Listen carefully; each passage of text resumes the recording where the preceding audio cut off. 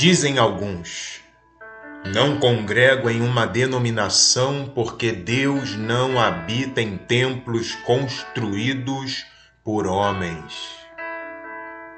Precisamos entender algumas coisas. Sim, é verdade. Deus não habita em templos feitos por mãos humanas. Atos capítulo 7, versos 48 e 49, diz assim: mas o Altíssimo não habita em templos feitos por mãos de homens, como diz o profeta. O céu é o meu trono e a terra o estrado dos meus pés. Que espécie de casa podereis me construir, diz o Senhor, ou ainda onde seria o lugar do meu repouso? Isaías capítulo 66, versículo 1 diz: eis a palavra do Senhor. O céu é o meu trono e a terra o estrado dos meus pés. Sendo assim, que espécie de casa me haveis de edificar? Tal casa será o meu local de descanso? Atos capítulo 17, verso 24 diz assim: o Deus que fez o mundo e tudo o que nele há, sendo ele Senhor do céu e da terra, não habita em templos feitos por mãos de homens. O próprio Salomão tinha esse entendimento, e ainda assim ele construiu o templo segundo a planta que lhe foi dada pelo seu pai Davi. Veja 1 Reis, capítulo 8, versículo 27, diz o seguinte: mas, na verdade, habitaria Deus na terra? 1 Reis, capítulo 8, verso 27, diz: mas, na verdade, habitaria Deus na terra?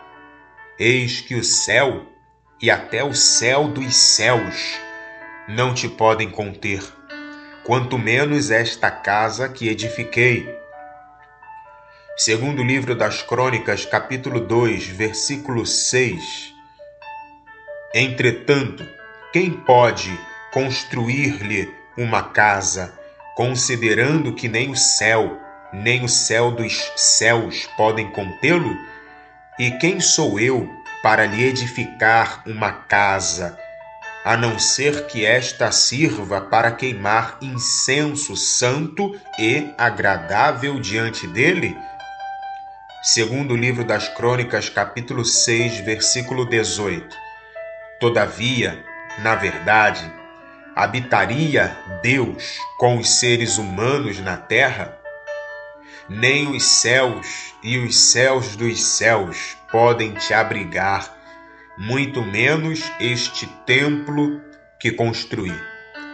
Então Salomão, ele tinha essa consciência de que Deus não habita em templo feito por mãos de homens, mas ainda assim ele construiu o templo segundo a planta que lhe foi entregue pelo seu pai Davi.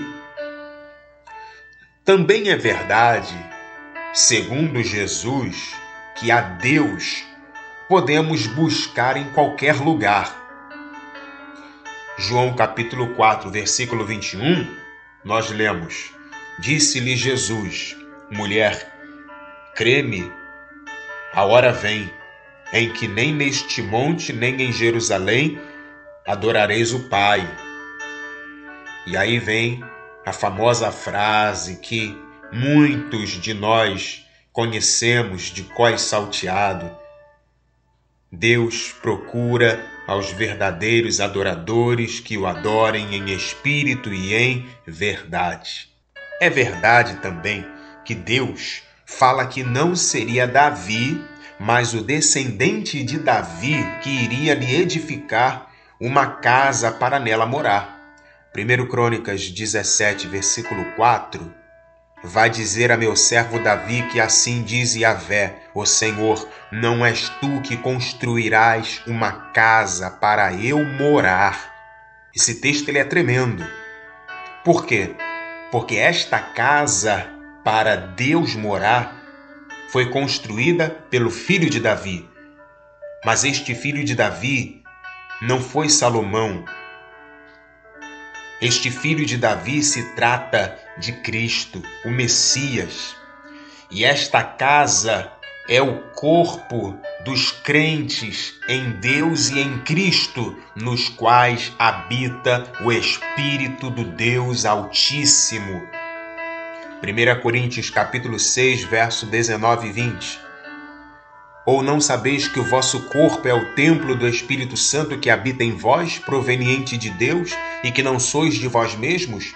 Porque fostes comprados por bom preço. Glorificai, pois, a Deus no vosso corpo e no vosso espírito, os quais pertencem a Deus.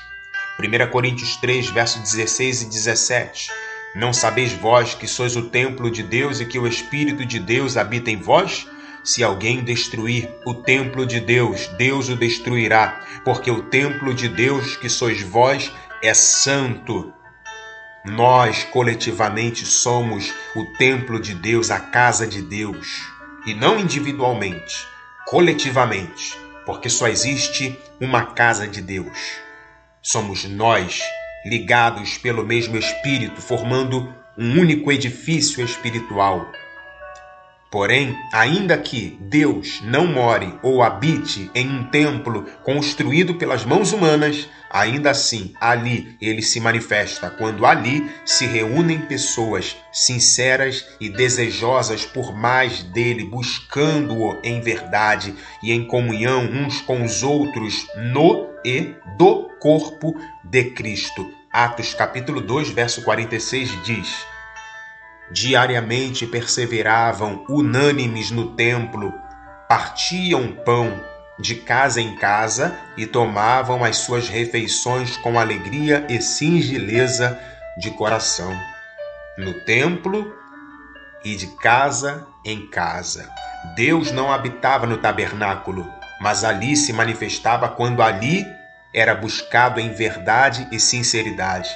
Deus não habitava no templo construído por Salomão, mas ali se manifestava quando era buscado em verdade e em sinceridade.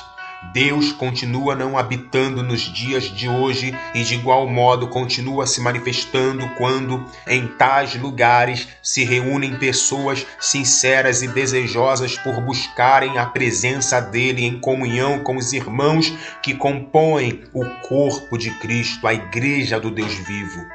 Atos capítulo 3, versículo 1. E Pedro e João subiam juntos ao templo à hora da oração, a nona. Levanto agora algumas interrogações pertinentes com relação a Ana. Como estava o sistema religioso nos dias de Ana? Como estava a vida espiritual dos sacerdotes Ofni e Finéias? Qual era o estado de Eli? E para onde Ana foi?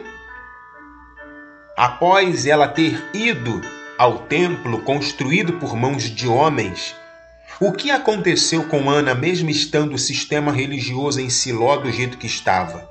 Ela deu à luz e nasceu Samuel.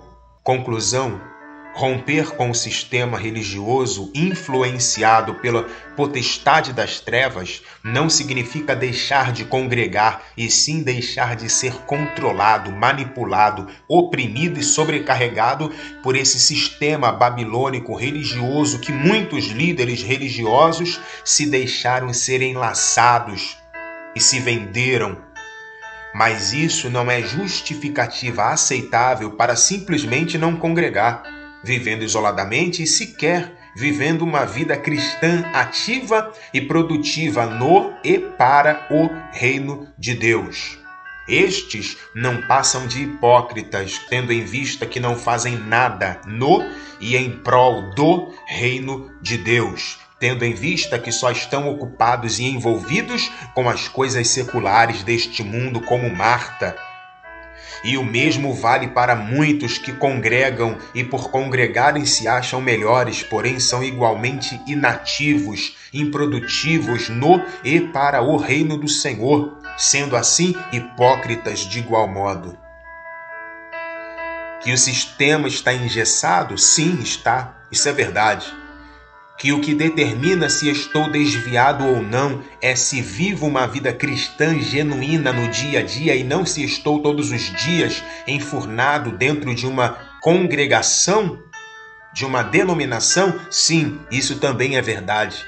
Que congregar ou fazer parte do corpo de Cristo é muito mais do que ficar a semana inteira enfurnado dentro de uma congregação. Sim, isso também é verdade. Mas não significa que o congregar em si, o se reunir em uma congregação para, junto com os irmãos, dedicar um culto racional a Deus, individual e coletivamente, seja errado. Não é errado.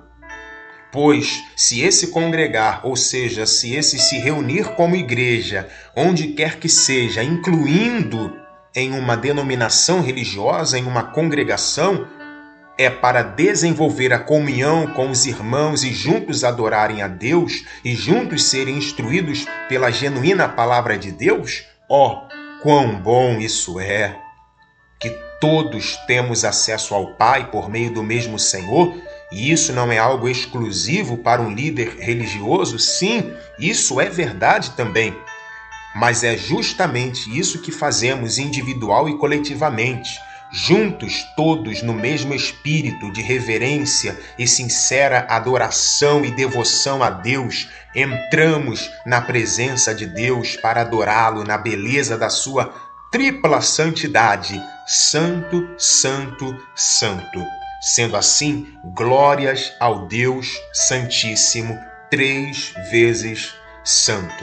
Deus te abençoe e até o próximo devocional.